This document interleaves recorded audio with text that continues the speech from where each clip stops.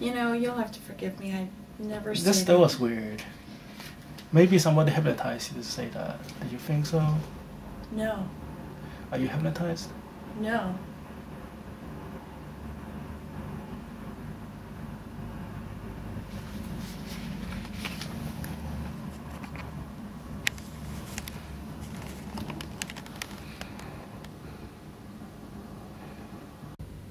All right. We have Samantha today. How are you doing? I'm well, thank you. Good, good. We're in here, beautiful Portland, with Samantha. Where are you from, Samantha? I'm from Ketchikan, Alaska. Oh, wow. All the way up there. Yeah, in the Tongass National Rainforest. Oh, wow. So what brought you down here in Portland? Well, I moved to the area to study massage therapy. Right. I just finished school. Oh, wow. Congratulations. Thank you. Is there a specialty that you practice? Well, I'm especially into Thai massage and body work that uses a lot of rhythmic mobilizations and gains flexibility.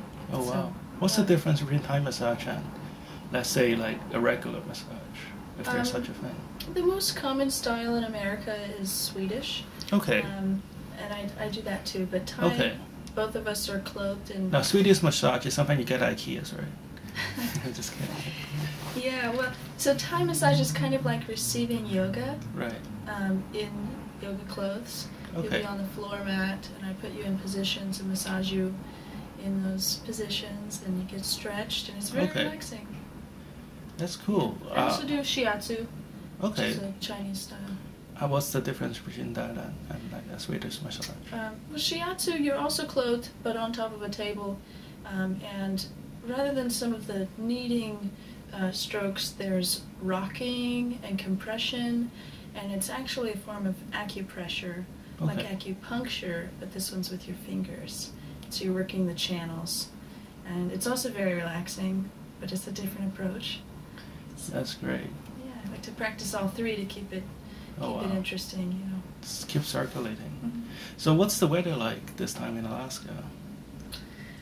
Well, it's a rainforest where I'm from in the southeast, although there are still areas with snow. Ketchikan rains a lot every year. I think the average is around 14 feet, though one year I lived there it rained over 20 feet. Oh, wow, it rained over 20 feet. Mhm. And this is rain we're talking about, not snow. Rain. Oh, wow. Rain. Was there any flood? Or did it go pretty nicely? Well, the town's it's on an island, so Okay. it just rushes off into the ocean. Okay. I mean, it goes basically from water straight vertically up these mountains. It just... Oh, wow. How long have you been in Portland? This is Portland, Oregon, by the way. Yeah, Portland. There's a Portland in Maine, so we're from New England, so we just want to make sure we are on the... This is like the parallel universe of New England, you know. Yeah. Seattle is like Boston, and Portland is like Portland. Yeah.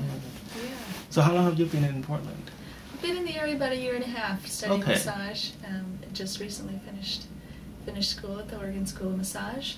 Great school. Great school. And now I'm getting into modeling and acting, so That's see great. where things take me. So how did you get involved in modeling and acting? Well, I have a history of dancing. I was a ballerina and studied jazz dancing as well, and was really into theater and drama. There were various photo shoots in my ballerina garb. Oh, really? Though my first true modeling was for artists. Been Okay. an art model. My first nude modeling was for a scrimshaw artist, and he would basically etch an image into ivory through a microscope. Oh, wow. Yeah, and I was apprenticed to him, so some of the pieces I would work on, I'd actually be etching my own image into the stone, or Oh, into, wow. into the ivory. How do you do that? Just with Well, what kind of instrument is that?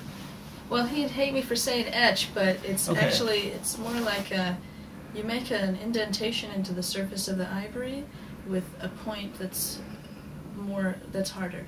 So like a steel, Like a diamond. like a dental Yeah. tool Yeah, almost. okay. And you make an indentation, and we might do lines or stippling little dots, and then you rub black oil paint into it, and it leaves an image. Oh, wow. So does your image get projected onto the ivory? Yeah, it's like an inverse image. You make an indentation, and those are the surfaces that stay. Oh wow! dark. Oh wow! We'll have to see that someday. Yeah, it's pretty nice. Yeah. So, which town do you prefer, Portland or where you're from in Alaska? Oh, well, I was a small town girl, but I think it bursted my bubble to move down here. So. What's the most surprising part about Portland when you got here? Oh, well, I kept thinking I was going to get lost and feel really lonely. Okay. And that hasn't been true at all. Oh, that's great. It's actually, the longer that I've stayed here, the smaller it has become, the more people I've met. And it's always shocking to run into somebody that you know in a strange place. Oh, really? In a city, but that happens. What's the strangest place you have to run into somebody? Let me think. Well, it's just a really small world. I went to a very random talk a few weeks ago and met a gal, and she was from Denver, and we knew a lot of the same people. And she was only visiting Portland, and I moved here from Alaska. So just the connections that we find that are unexpected. Or, well, let's see, a few weeks ago I was on the Max, and I started a conversation with the person to my left. Turns out she is from my hometown. Oh wow, what a small town. So you never know. Was she here for a massage as well? No, she just moved from Ketchikan. Oh, okay. Yeah. I guess this is the landing place for people coming from Alaska. A lot of them stay in Seattle because that's the next airport. I have some friends there that are huddling together. Oh yeah. That have been in groups of 4 or 5, per house, and they've stayed together for like the last 3 years. Just like home. They're staying close. That's great. So, what would you like to work on with hypnosis today, if anything is possible?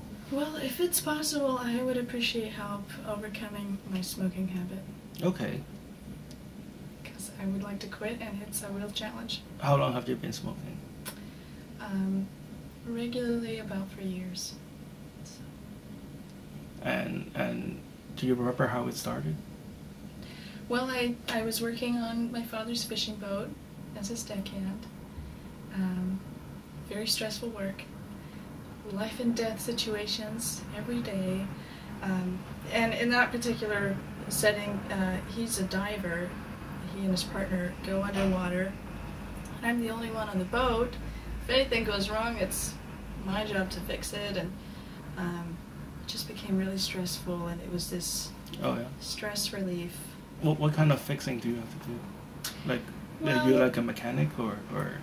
For instance, if there's a strong current and the weather shifts and the boat is being tossed in a direction, we might start to drag anchor.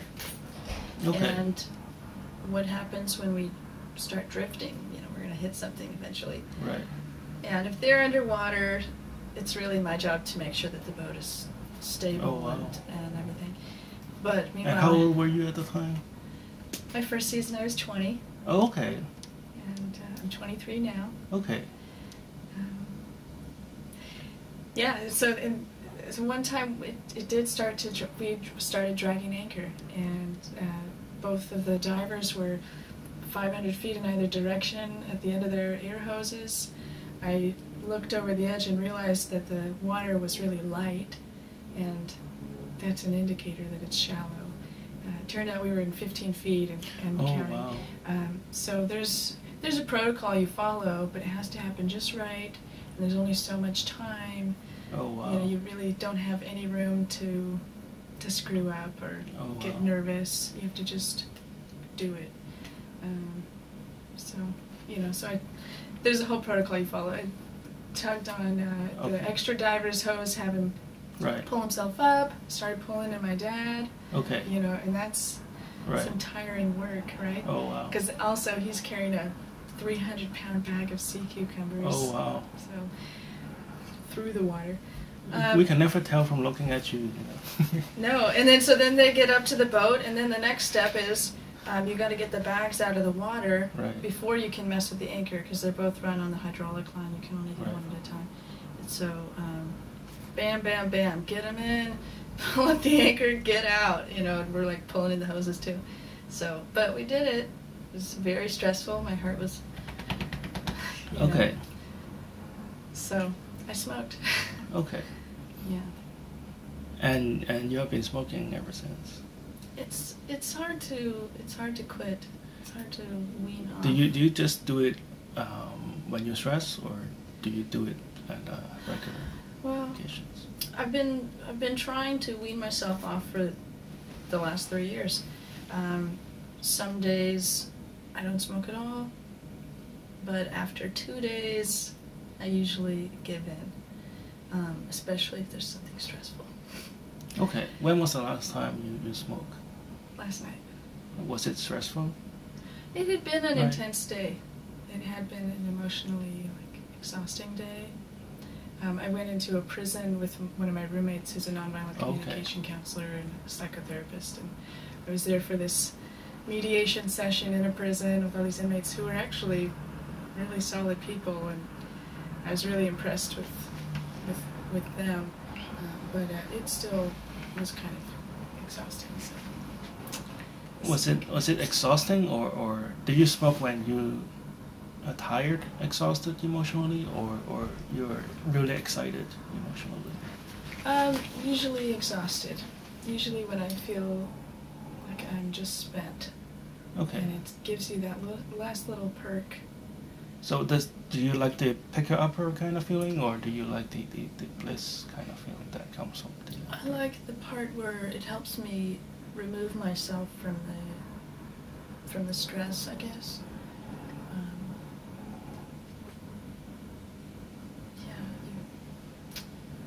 It helps let it go and start a new page, I guess. Okay. That's how I look at it. That's probably why I smoke. That's great. Thanks for sharing your story. Thank you. So if everything works out today, how would you see your life differently as a smoker? Well, I want to be healthy. And as a massage therapist, as a model, I want to live it. And I want to live a life of purity. I want my body to feel like I'm, taking care of it. And it doesn't have to rebel against me. I want my throat to not be dry and sore. Okay. So yeah, I want to be healthy. That's great. So what we're about to do right now is hypnosis. You will not do anything against your will. I will do everything I can to help you achieve the goal that you desire. And in return, I would just like your cooperation 100%. Is that okay? That's great. Thank you. Hypnosis is not sleep. At no time you'll be unconscious. You'll still be aware of what's happening around you. It will just feel like you're very focused on the sound of my voice and very focused on what's about to happen next. And just feel very contentious and blissful kind of feeling. It's like right before you fall asleep.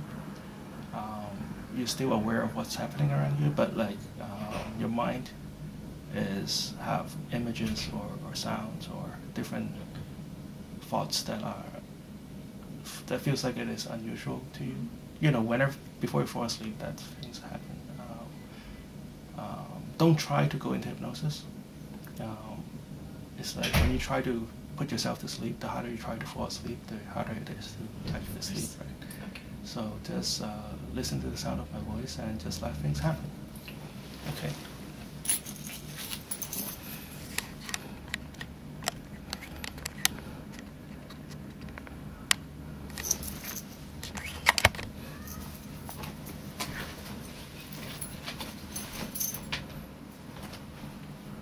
I want you to focus on the motion of the watch.